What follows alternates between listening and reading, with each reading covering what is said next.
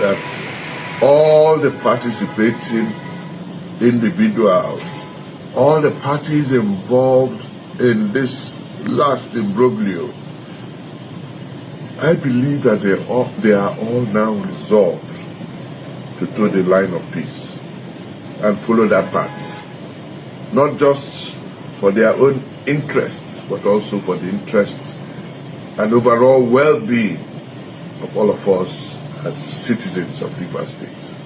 I believe that with that mind, if they focus correctly on what should be the best interest of Rivers State and the peoples of Rivers State, this peace deal cannot go wrong again.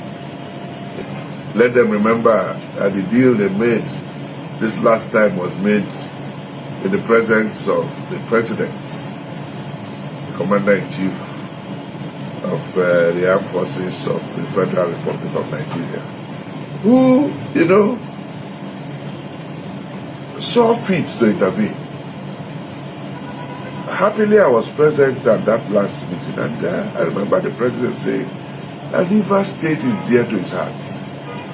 And Rivers State, gave him that electoral victory that he got in 2023. He has also seen that Rivers State and his people are working for his re-election in 2027. So he said it bothered him that all these negative reports were coming from Rivers State.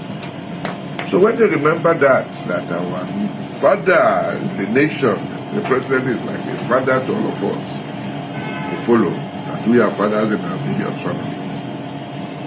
When they remember that the President also participated in this one, I believe that the House of Assembly will expeditiously deal with that matter.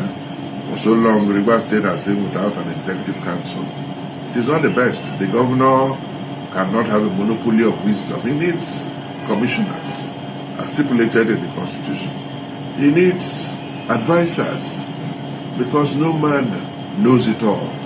And one man cannot be in more than one place at any particular time.